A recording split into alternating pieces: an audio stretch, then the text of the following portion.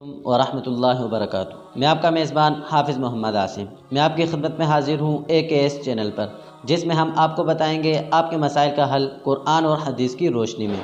میرے ساتھ AKS channel پر حاضر ہیں حضرت مولانا ڈاکٹر عابد قیومی صاحب۔ السلام علیکم۔ وعلیکم السلام۔ مولانا صاحب کیا حال ہے؟ اللہ کا فضل۔ مولانا صاحب آج ہمیں سوال بھیجتے ہیں دانش بھائی فیصل آباد سے، کہتے ہیں مولانا صاحب لوگ آج کل سنت نماز کو چھوڑ رہے ہیں، خصوصاً جمعہ والے دن، آیا اس کی کوئی گنجائش ہے؟ بسم اللہ الرحمن الرحیم۔ سب سے پہلے جو آپ نے سوال کیا کہ آیا سنت کے چھوڑنے میں گنجائش ہے یا نہیں، تو سب سے بڑی بات تو یہ ہے کہ اس کو تو دنیا بیوقوف سمجھے گی کہ جو اتنے پیارے طریقے کو چھوڑ دے، کیونکہ سنت رسول اللہ صلی اللہ علیہ وسلم کا وہ مبارک طریقہ ہے جو رسول اللہ صلی اللہ علیہ وسلم نے ہمیں بتایا ہے، اور اس میں ہمارے لیے بہت بڑی خیر ہے۔ اور قرآن مجید میں اللہ تبارک و تعالیٰ فرما رہے ہیں وَمَن يُطِعِ اللَّهَ وَرَسُولَهُ فَقَدْ فَازَ فَوْزًا عَظِيمًا، جس نے اللہ کی اطاعت کی اور رسول اللہ صلی اللہ علیہ وسلم کی اطاعت کی تو وہ کامیاب ہوا، اور اچھی کامیابی کے ساتھ وہ کامیاب ہوا۔ تو رسول اللہ صلی اللہ علیہ وسلم کے طریقہ اللہ کی اطاعت کے ساتھ ضروری ہے۔ اگر ایک آدمی صرف اللہ کی اطاعت کر رہا ہے اور رسول اللہ صلی اللہ علیہ وسلم کی اطاعت اور طریقہ چھوڑ رہا ہے تو وہ اس کا دین ناقص ہے، کامل نہیں ہے۔ اسی لیے جتنے بھی سنت ہے، اور خصوصاً جو سنت مؤکدہ ہے نماز کے اندر، اس کی تو چھوڑنے کی کوئی گنجائش نہیں ہے۔ ہاں اگر عذر ہے، مثال کے طور پر کوئی سفر پہ ہے، یا اس کو اور کوئی ایسا عذر ہے کہ وہ اس کے لیے صرف فرض نماز کا وقت ہے، تو عذر کی وجہ سے تو چھوڑ سکتے، لیکن بلا عذر ایک آدمی صرف اس وجہ سے چھوڑ رہا ہے کہ تھکاوٹ ہے مجھے، یا جو ہے میرے پاس ٹائم نہیں ہے، شریعت نے تو اس کی کوئی گنجائش نہیں دی۔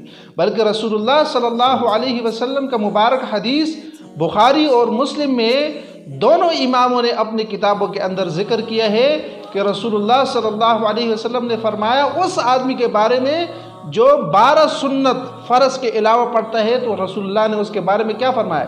اِلَّا بَنَى اللَّهُ لَهُ بَيْتًا فِي الْجَنَّةِ، اللہ اس کے بدلے میں اس کے لیے جنت میں ایک خوبصورت گھر بنائیں گے، اعلیٰ گھر بنائیں گے۔ تو دیکھو اس سنت کی فضائل بھی بہت زیادہ ہے، اور رسول اللہ صلی اللہ علیہ وسلم نے ان سنتوں پر بہت تاکید بھی کی ہے، اور اس کی احادیث امام بخاری نے وضاحت کے ساتھ سنت مؤکدہ کے اوپر جتنے بھی احادیث آئی ہے تاکیداً وہ ذکر کی ہے، امام مسلم نے بھی ذکر کی ہے۔ ایک بات تو یہ ہو گئی۔ دوسری بات جو سمجھنے کی ہے وہ یہ ہے کہ سنت کے برکات ہے، کہ یہ آج ہم کیوں اپنے گھروں کے اندر برکت نہیں دیکھ رہے ہیں، اپنے جسم کے اندر برکت نہیں دیکھ رہے ہیں، یہ بے برکتی کیوں ہے؟ ہم سنت سے دور ہے۔ جتنے ایک آدمی سنت کو بجا لائے گا، وہ نماز کی صورت میں ہو یا نماز کے علاوہ اور جتنی بھی صورتوں میں ہو، تو اس کی زندگی میں، اس کے جسم میں، اس کے مال اور کاروبار میں برکت آئے گا۔ یہ تو کتابوں کے اندر واقعات ایسے ملتے ہیں کہ ایک حضرت نے کہا کہ میرے اوپر قرض تھا بہت زیادہ، ایک حضرت نے اپنی کتاب کے اندر، ایک عالم نے اس کا واقعہ نقل کیا ہے، تو کہنے لگا کہ میں نے ایک عالم سے سنا کہ جو آدمی رسول اللہ صلی اللہ علیہ وسلم کی سنت کو بجا لاتا ہے تو اس کے مال میں برکت آتا ہے۔ تو کہنے لگا کہ اس کے بعد میں جتنے بھی سنت تھے اس کو بجا لانے لگا، تو اللہ نے میرا وہ قرض جو میرے اوپر تھا ایسے ختم کیا کہ مجھے پتہ بھی نہیں چلا۔ تو سنت کے تو اپنے برکات ہے، لہٰذا اس کی کوئی گنجائش نہیں ملتی۔ ہاں اگر عذر ہو تو چھوڑ سکتے بندہ۔ تو اس میں تو مولانا ایک اور بات بھی ہے کہ اکثر لوگ جا کر گھروں میں بھی پڑھتے ہوں گے، جمعے والے دن تو اکثر لوگ گھر سے پڑھ کر نکلتے ہیں سنت، اور واپس جا کر گھر میں پڑھتے ہیں۔ حضرت بات یہ ہے کہ جو دانش بھائی کے سوال کا مقصد تھا، یہ اس آدمی کے بارے میں ہے جو نماز نہ پڑھے۔ اگر ایک آدمی گھر میں جا کر پڑھتا ہے تو اس کے اوپر تو کوئی اعتراض نہیں، بلکہ گھر تو بنے ہی سنت اور نفل پڑھنے کے لیے ہے۔ یہ جو مسجد ہے یہ تو صرف فرض نماز کے لیے بنا ہے۔ اگر کوئی گھر میں پڑھتا ہے تو اس کے اوپر تو کوئی اعتراض نہیں بن سکتا، بلکہ سنت اور نفل جو ہے وہ تو گھر میں پڑھنے کی چیز ہے۔ ایک آدمی اگر گھر جا کر پڑھ رہا ہے تو اس پر تو نہ شریعت کچھ کہہ رہی ہے اور نہ عقل کچھ کہہ سکتی ہے۔ اچھا مولانا صاحب، ہمارا دوسرا سوال کیا ہے مانسہرہ سے بفا سے نیاز خان نے۔ مولانا صاحب بخاری شریف کا آخری حدیث کون سی ہے جس میں اللہ کی رحمت کی خوبصورت کلمات ہیں؟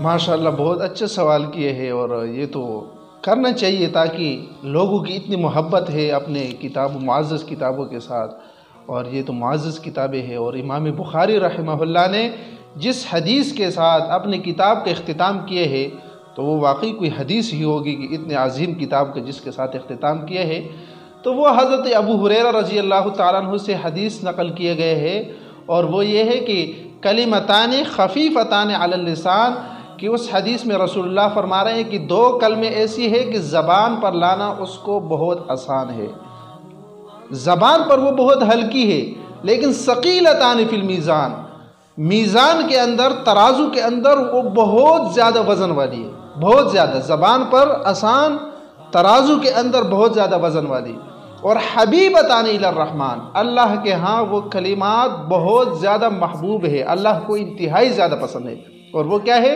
سبحان اللہ و بحمدہ سبحان اللہ العظیم، یہ کلمات ہے صرف، سبحان اللہ و بحمدہ سبحان اللہ العظیم۔ ان کلمات کے پڑھنے کے علماء نے تو ان پر باقاعدہ کتابیں لکھی ہے کہ یہ، اور علماء نے اکثر وظائف میں اس وظیفے کو رکھا ہے کہ اس میں اللہ کی حمد بھی ہے اور اس کے برکات بہت زیادہ ہے، کیونکہ جو کلمے اللہ کو پسند ہو تو جب بندہ اس کلمے کو پڑھے تو اللہ کو کتنا لطف اور مزہ آئے گا، وہ تو عقل سے باہر کی باتیں ہیں اور سوچ بھی وہاں تک نہیں پہنچ سکتے۔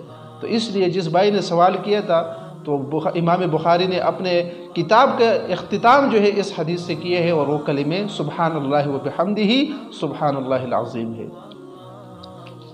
یہ تھے ہمارے مولانا صاحب جنہوں نے آپ کے مسائل کو بہت ہی خوبصورت انداز میں آپ کے سامنے پیش کیا۔ آپ بھی اپنے سوال کو ہمارے مولانا صاحب سے پوچھ سکتے ہیں، تو پوچھنے کے لیے دیے گئے نمبر پر کانٹیکٹ کریں یا میسج کریں۔ اللہ حافظ۔